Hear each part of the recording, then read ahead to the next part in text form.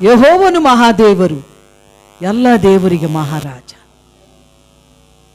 ಎಲ್ಲರಿಗೆ ಈ ಲೋಕದಲ್ಲಿ దయ్యములు కూడా వణుకుతాయి.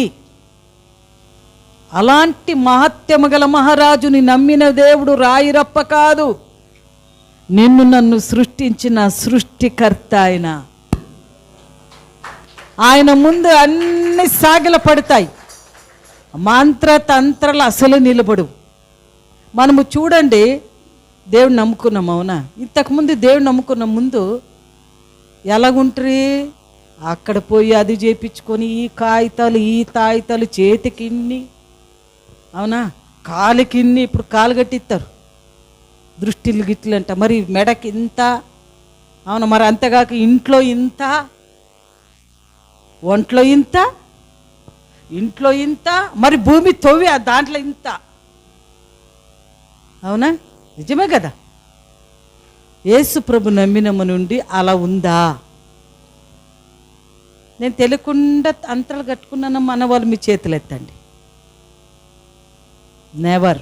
నేను నమ్మిన 35 సంవత్సరం నుండి నా ఒంట్లో ఒక్క మంత్ర తంత్ర అసలు దేవుని ఎదుట, యేసుప్రభు ఎదుట దయాలు మంత్రాలు నిలబడరు.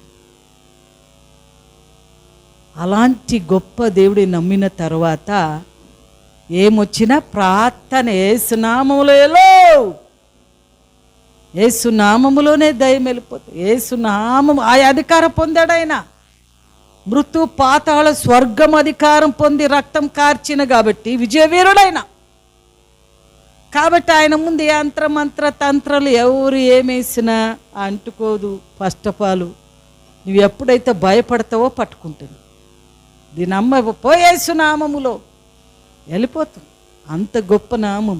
అందుకే ఈరోజు ఎవరు ఉందో ఏమో దాచిపెట్టుకున్నారు, ఎవరు ఇంట్లో లేదు, ఎవరు కట్టుకోలేదు అంతరాలు. మీ చేతులు చూడొచ్చా?